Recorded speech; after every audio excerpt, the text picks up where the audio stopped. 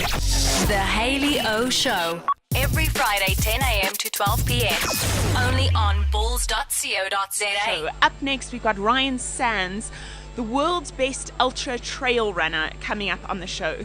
Let me tell you one or two quick facts about Ryan. He's the first competitor to have won all 4 Desert Series races. So those are mammoth races across deserts. After 5 years in the sport of ultra trail running, he was the best in the world. So it just took him 5 years. I'm sure it took Tiger Woods a lot more than 5 years to become the best golfer in the world. Ryan is also the only person in the world to have won an ultra trail race on every continent in the world. So he really is a name in South Africa that we should all know and all be very proud of. So let's get him on the line. He is in Matroosburg, and he said the signal can be a little dodgy.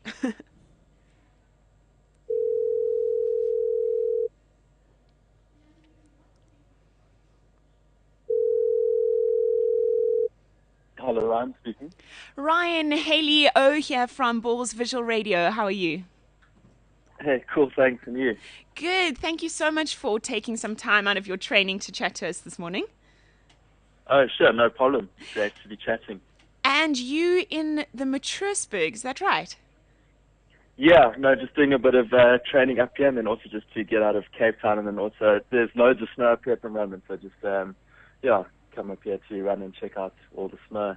And is that's in the Cedarburg, right? Yeah, it's just kind of before the Cedarburg, but it's kind of, at the start. It's about 2.5 hours outside of Cape Town, just outside of Ceres. Okay, and so tell us, Ryan, what you're training for at the moment? An injury a few weeks ago. I missed my kind of back. Ryan, sorry, you breaking up. Maybe if you move around. Okay, sorry, can you back. hear me? Yeah, you're back. You were saying what you were training for. That. Yeah, I had a bit of a back injury a few weeks back in the US. I had a big race there, so I'm taking it quite easy at the moment. I'll probably do a couple of local races, but I might be off to Patagonia at the end of the month. I'm still waiting for that to be confirmed to do a marathon down there, which I'm really excited about. And then I've definitely got some plans to do a couple of races later in the year, like maybe the North Face Hong Kong 100, obviously in Hong Kong. And then, I've got a couple of exciting projects as well planned for next year. I'm hopefully going to be doing the Drakensberg Traverse, a record attempt with Rainer Chrysler across the Drakensberg mountains. That's 230 kilometers. So, also got to do quite a bit of planning for that. So, quite excited about, what's to come. I mean, when you're looking for these extreme, crazy races, they certainly exist out there. I mean, you wouldn't believe how many of these, mammoth trail ultra races there are.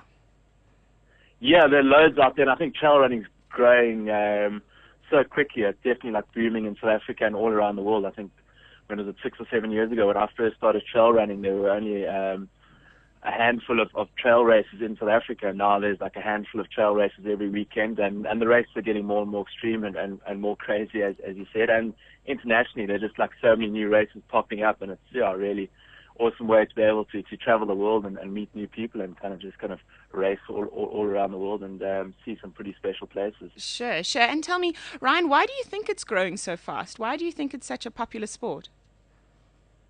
I think everyone's kind of got that adventurous spirit in them, and everyone wants to go out and explore. And I think trail running's a fairly easy sport to get into. It's not that expensive. I think anyone can do it. I think running is one of the purest things a human can do. So it's not that difficult. I think anyone can trail run. So I think that's probably one of the key reasons, and it's also just really beautiful. I think to go out and run in the mountains or run. Kind of on different trails around the world. It's just kind of really cool. I suppose like also escape from everyday life. You just kind of get to run the mountain. You're really kind of in your own space, and you get to enjoy the freedom. Enjoy the freedom and kind of escape the city, the kind of city life. Wow. And now I need to tell you that this morning, just from getting up in the morning and coming into studio, 4 people that knew I was interviewing this morning told me that you were their hero and that they can't wait to listen to you because you basically are just an inspiration to them. I mean, and you've got a degree in what? Quantity surveying. Who would have thought you would have ended up as a trail runner? Yeah, I didn't expect to be a trail runner kind of in my wildest dreams. I think if you told me at school that I was going to be a professional trail runner one day, I would have laughed at you. It was only really last year at university that I decided to run the Knysna Marathon, and then after that got into trail running, and before I knew it, I was running the Gobi Desert Race, which was my first major ultra marathon. And you weren't just running the Gobi Desert Race; you were winning the Gobi Desert Race. Yeah. Yeah, I think I just really enjoy what I do, and I think if you're passionate about something and you're prepared to put all your energy into it, then I think it's quite easy to be successful. I think. I wanted to ask you. I really love. When you were doing that first Gobi Desert Race, now you were a rookie in the sport. What did it feel like when you realized that you had taken over all the best athletes in the sport and that you were in front of the whole pack?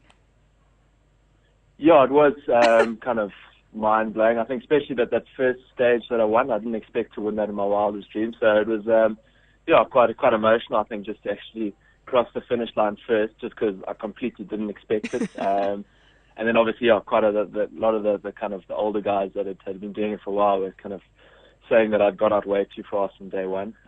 But then I think my kind of competitive side kicked in. I'm pretty competitive, so the next few days I was pretty hell-bent on like repeating stage 1, which luckily I managed to pull off.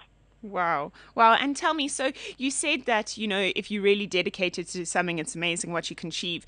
Can you perhaps talk us through like your average training week and what you put into the sport? Yeah, my average training week, it obviously depends on what event I'm training for, what distance, and kind of what part of my season I'm in. But I'd say on average, I do anything from 15 to about 22 hours of running a week, maybe sometimes 25 hours. Sure. And that involves anything from double runs in a day, so running in the morning and afternoon, which can be a run of anything from 90 minutes up to about 3 hours.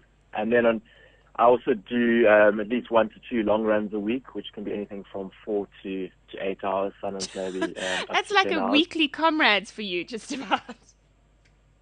Yeah, no, it does keep me quite busy. But as I said, like I really enjoy what I'm doing. So kind of, for me, running out in the mountains is more about playing and having a good time than actually hard work. But obviously there are the days that you wake up with really tired legs and sore legs. So it's not all that easy. And then also I like to do a fair amount of cross training and gym work, and that probably takes up another 5 to 8 hours a week. I do like a lot of stuff working on my mobility and my movement patterns, just making sure everything is working. And I suppose I also spend quite a bit of time at like a physiotherapist, a lionotherapist, a chiro. So it's the full holistic training. I definitely do. Kind of keep myself fairly busy with all that type of stuff. And nutrition? When last did you have a burger?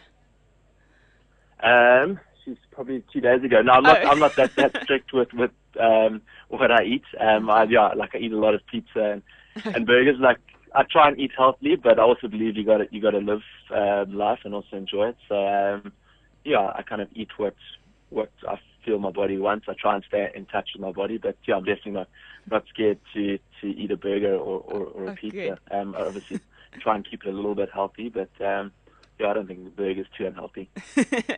And tell me, Ryan, when you're going on these long runs week in and week out, do you listen to a lot of music, or does the terrain that you're running on keep you kind of your mind occupied? How do you get through the hours?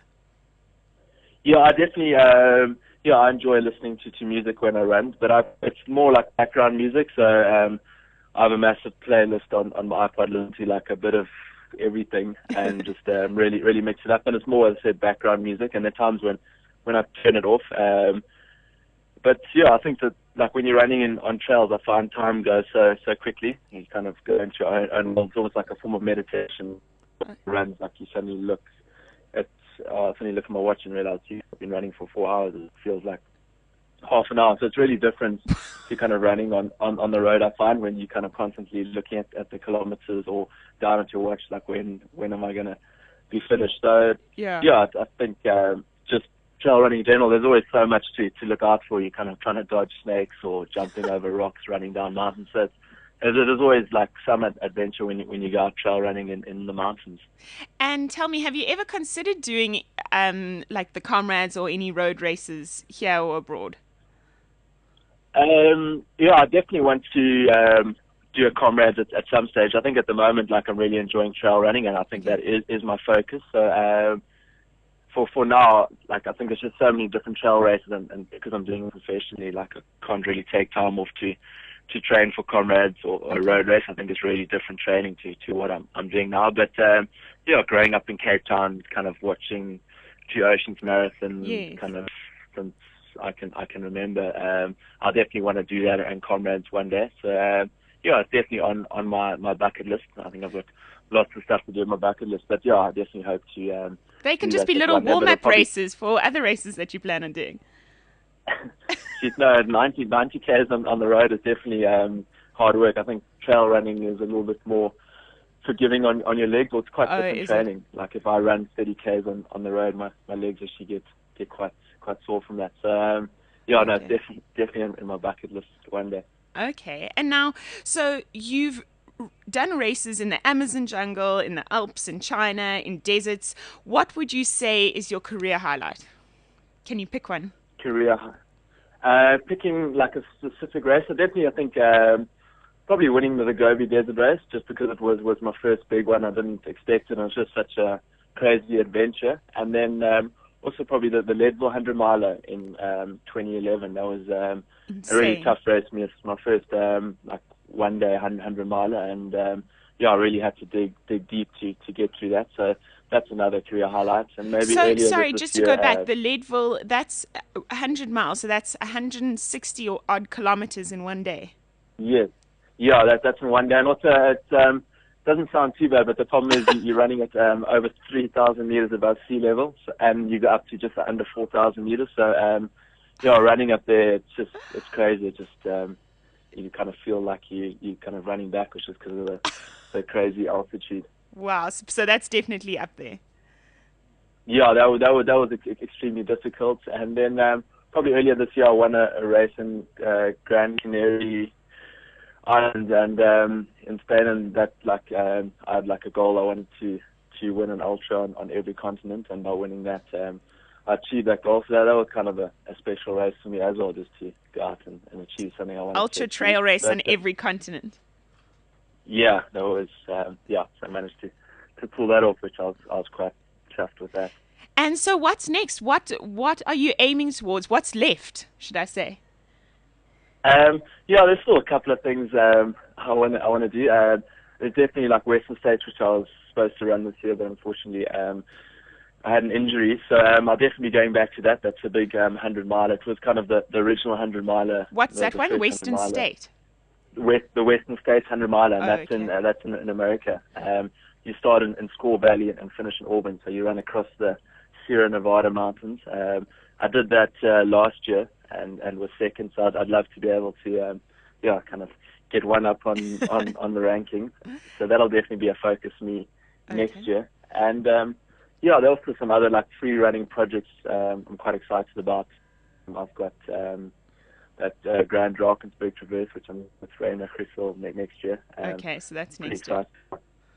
Pretty excited about that. And then I've also got a documentary coming out at the end of this year, probably early next year, Wandering Fever. So, where are you shooting that all over, or have you already been shooting clips, footage? No, I've been shooting that for the last 6 years. So brilliant! So it's a culmination of everything. Yeah, so it's pretty cool. Like, the guys have followed my whole life story, and they've got some footage from me when I was a kid and growing up. So it's going to be interesting. I'm really excited. When did you say that's coming out?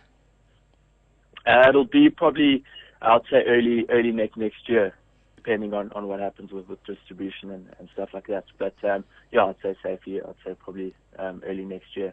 Okay. So now you clearly very, very tied up and very busy with all your trail running, but you also are recently engaged to Vanessa. Congratulations on that. Oh, cool. Thanks very much. How are you guys doing? I know you've got a family with is it your Labrador? Oh yes, no, Sham, it's actually T-Dog. Tandy, she's a rescue dog. Vanessa actually got her when she was living up in Joburg, so she's a mix of everything. So it's the three of you. And have you set a date for the wedding? Probably looking at the end of next year. So Okay.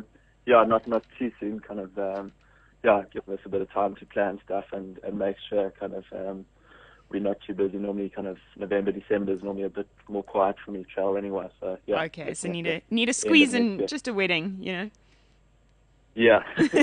No, and we've chatted to Vanessa on the show before, and she told us that you guys you often ride together in your spare time, and you do kind of take some time out to have a glass of wine and just do normal things. As I say, you definitely got to live life, and we do often do quite a bit of mountain biking with her. We go for hikes.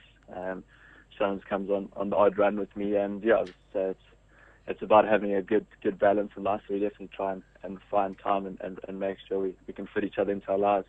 Sure. And tell me, have you ridden competitively at all, or is the mountain biking just kind of a hobby? No, that's more of a hobby. I struggle to stay on the bike. I definitely need to get a couple of lessons with my technical riding. I really enjoy it, but I seem and hurt myself a bit. It's definitely like doing something like Cape Epic or an Ironman is definitely something I'd love to do. I think once I'm stopped competitive running. So I hope by the end, in 10 years' time, Ryan, I bet you will have done all these ultra trail runs. You would have done the Comrades, the 2 Oceans Ultra, full Ironman, and the Cape Epic. And then I think you've got to move countries because everything will be ticked in this place. Yeah, maybe not. I hope you'll still be running for a bit longer. But it's just there's so much out there. So I kind of want to do as much as I can. Awesome. And so how's the injury now? Are you feeling fit? Yeah, feeling a lot better. It was more just a really unlucky injury. I picked up just when I was training for Leadville. I took a fall and I twisted funny, and I didn't really even think much of it. But it kind of messed up my back and pulled a few things out. So it's just about straightening my back, and I've got a really good support team here, which so I'm basically, I'd say 95% back to normal again, just taking it a little bit easy, so doing a lot more kind of shorter running, and I should be back in the next week or two, and definitely hope to run a couple of local races, and then I'll go do a couple of bigger races after that overseas. Well, your loyal, very loyal fans will be happy to hear that. Thanks. And for the weekend, Ryan, what's your plans? Are you staying up in the mountains this weekend? Yeah, we up in Matrursburg. Actually, Vanessa's coming up here tomorrow. So we're actually staying in a ski hut at the top of the mountain because they've actually got 1 or 2 ski lifts up here. So Vanessa's going to be it's very cool up here. Vanessa's going to do a bit of snowboarding. I'll stay off the snowboard and do some running. So really, really excited. It's just pretty cool. Well, now that you've made all our weekends look pretty dull and boring, that sounds awesome. Yeah, no, it is quite. I know it probably get a bit cold. I think it gets well below freezing at night. So could be quite interesting. Well, stay warm, and it's really lovely to catch up with you and just chat a little bit about what you're up to at the moment, and hopefully we'll catch up with you again soon. But have a wonderful weekend, and good luck with your next couple of races. Great, thanks so much, and great to be on the show. Cool, thanks for your time. Cheers, Ryan. Cool, chat soon, bye. Cheers. Such a down-to-earth, normal guy when he's actually... what he's endured and what he can endure. 160 kilometers in a day, running at 50 degrees Celsius at crazy altitude. He is a very unique South African. That's Ryan Sands talking to us. The Hayley O Show.